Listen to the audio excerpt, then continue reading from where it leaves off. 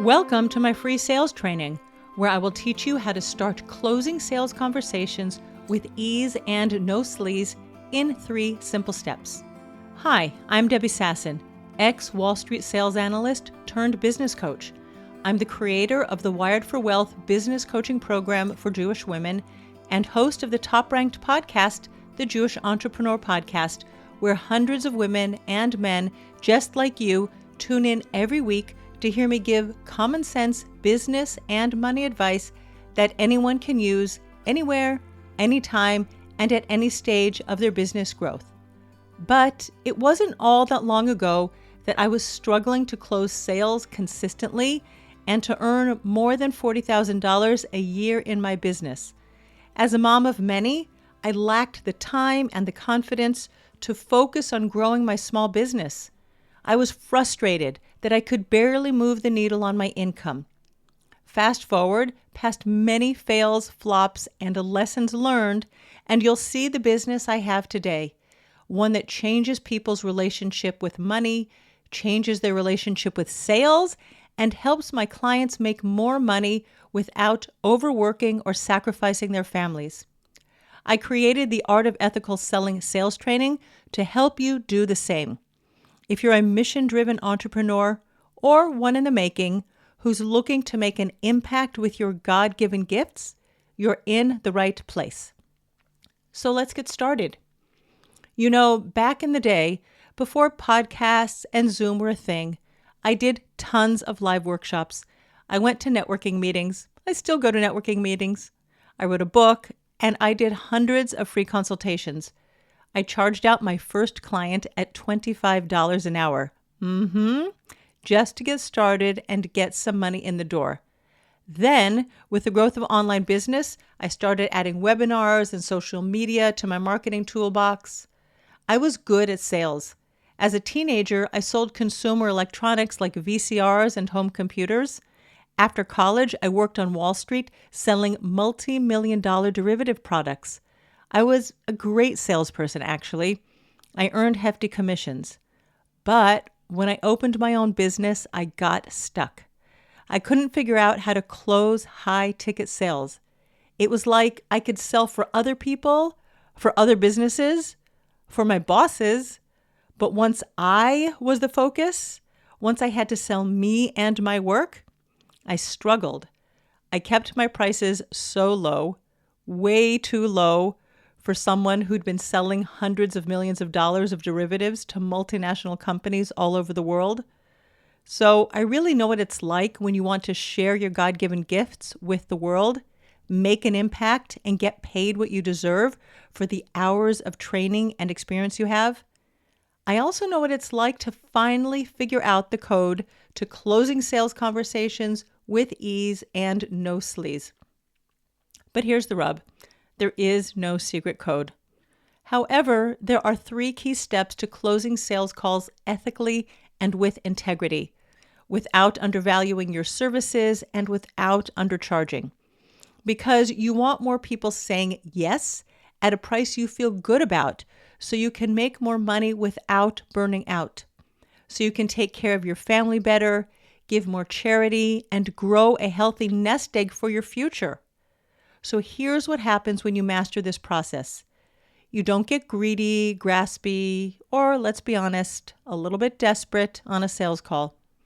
And you stop second-guessing what you think your clients can pay. And you don't get flustered if your prospects are in debt or have to borrow money to work with you. I don't make it my business if my clients take a loan or withdraw money from their retirement account. I just show up to the sales call ready to serve my person and help them see what's stopping them from making the decision to build the future they want. And that's what I want to teach you in this free sales training. I want to teach you how to get out of your head and get out of your client's wallet. I want you to charge people what you deserve to get paid based on your experience and expertise. And I want you to close your sales calls gracefully. You shouldn't have to lower your price or work more hours to make more money. Sales calls should work for you, for your business, and for your family. They should be doable and something you look forward to. Yep, Let me say that again. Sales conversations should be something you look forward to. There's enough tough stuff in business to do. Let's remove sales calls from the list.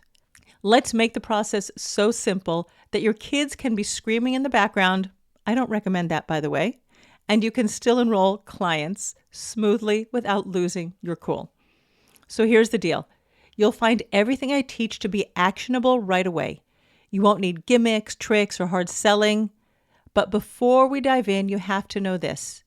You've probably been conditioned by society to believe that selling is sleazy, it's gross, it's icky.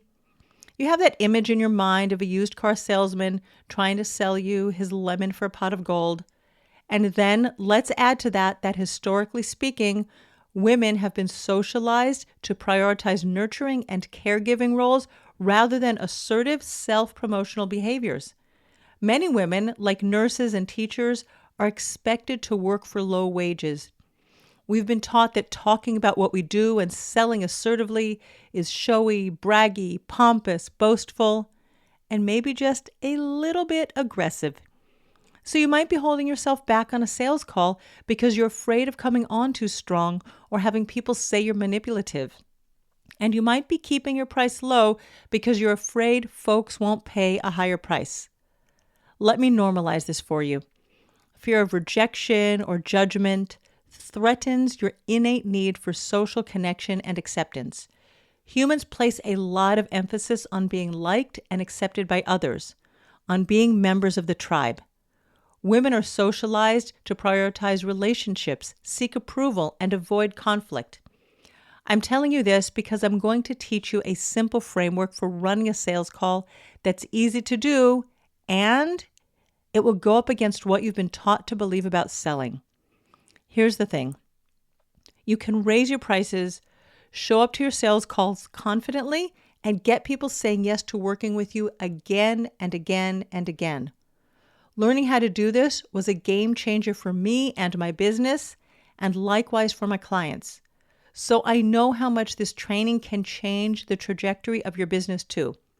So as we get started with the first step, I want you to remember that ethical and non-sleazy is what we're retraining our brains to think about sales.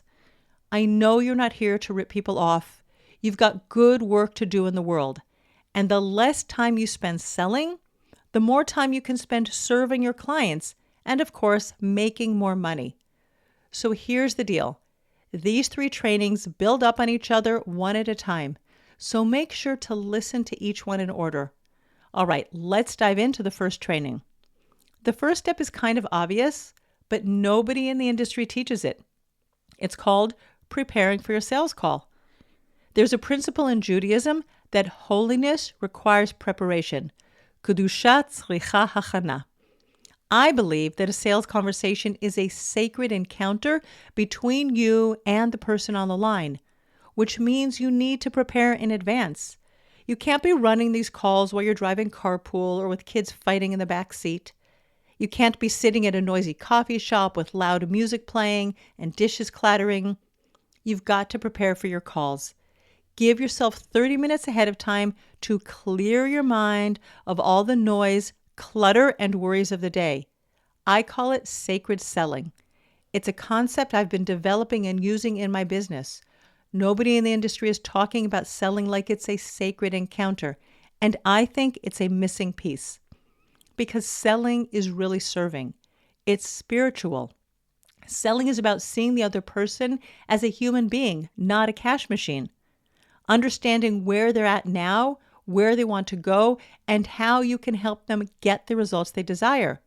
This person is not here to pay your bills. So when you're on a sales call with a human being, listen more. Ask good questions. Serve your person without pressuring them. Now, I want to share with you 3 key steps you want to master to treat your potential client with dignity.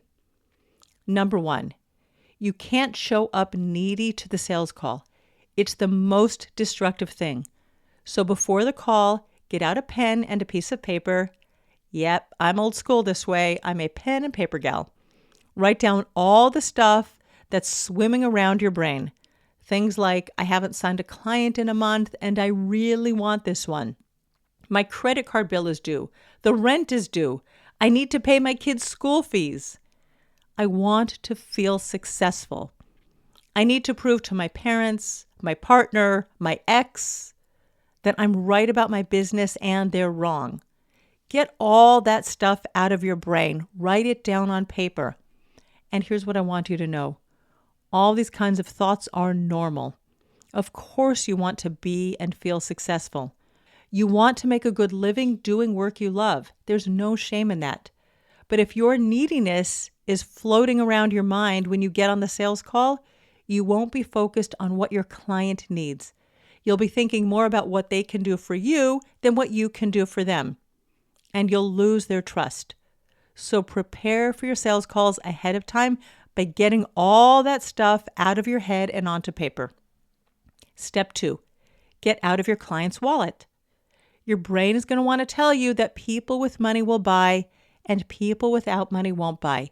It seems logical, but it's just not true. Don't even think about it. It's a distraction that sucks your focus away from listening. And here's the truth. There are many, many ways that people can find money to work with you. I've seen it firsthand. So do your prep work and clear your mind. Because when you believe that everything your client wants is on the other side of working with you, and you have no hidden agendas, you can trust that if they really want to, they'll figure it out. Which brings us to step 3. Remember who you are. This is another pen to paper exercise. You didn't open a business last week, last year, or even 5 years ago out of nowhere. You have skills, experience, expertise, intuition, and God-given gifts. I recommend you answer the following 3 questions before every sales call. Number 1, what do I already know about this person's problem and desired result? 2, what else do I need to believe about me and my process to feel completely confident during the sales call? And number 3, why am I good enough right now? Make sure to write down your answers. Too many people are going through business on autopilot, jumping on the latest trend, doing the things that the loudest guru tells them to do. They're not really thinking about what they're doing and owning their own genius. But you are God's unique, once in a million years creation. There will never be another you. You get to own that. So here's what I want you to do. Before every sales call, give yourself 30 minutes to prepare and follow this format.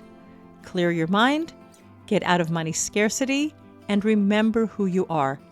It's that simple.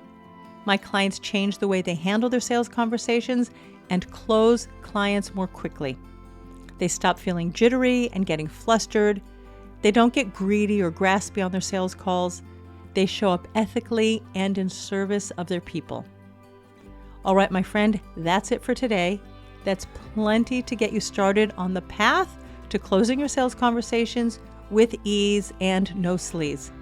I know you want to know what to say and how to overcome objections. We'll talk more about that tomorrow and on day 3.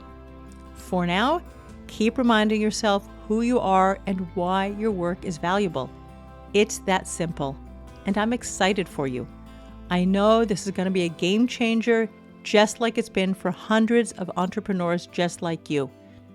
And if you liked this training and found it useful, I would love it if you would share it with your friends. Tag me on social media if you hang out there, and give me your thoughts. I would love the feedback. And I will see you in the next training. Bye-bye for now.